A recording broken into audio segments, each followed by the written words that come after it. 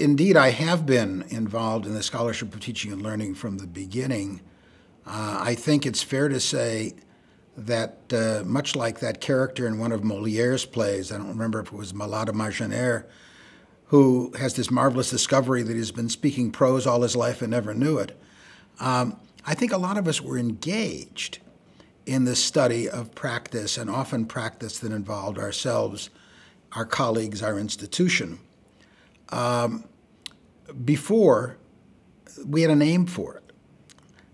Before Ernie Boyer came up with the Scholarship of Teaching as one of the 4 scholarships, and before the Scholarship of Teaching and Learning became a term of art for us at the Carnegie Foundation, and we started the Carnegie Academy for the Scholarship of Teaching and Learning.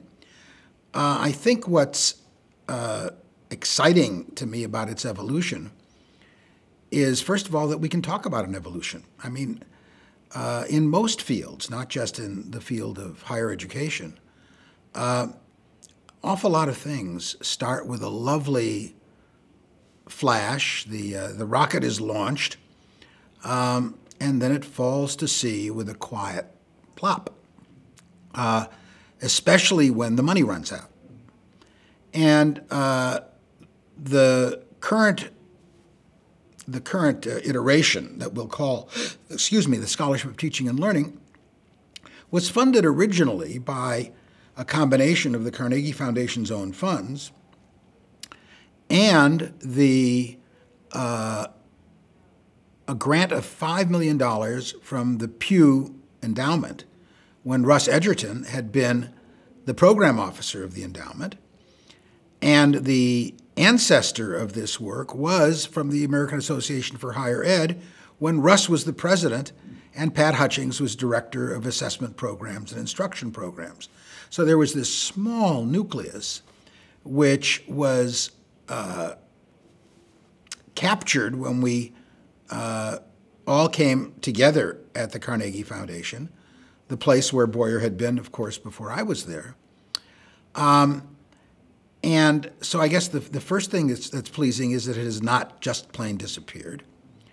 The other is to see how it has grown and flourished and spread, not only across the United States and Canada and across the disciplines. We worked hard to make it cross-disciplinary from the very beginning, but that, quite frankly, calling this the International Society at the beginning was more a fantasy than a description. It's not a fantasy anymore, Peter. I just came back from having spent a week in Munich at the end of August at the European Association for Learning and Instruction, for Research in Learning and Instruction.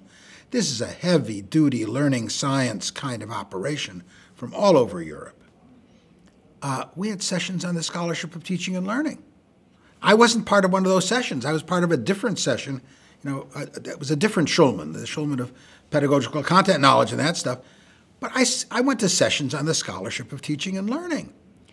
And people from the Netherlands and from the UK and Scotland and from Austria and Sweden and yeah, so that's how it's evolved.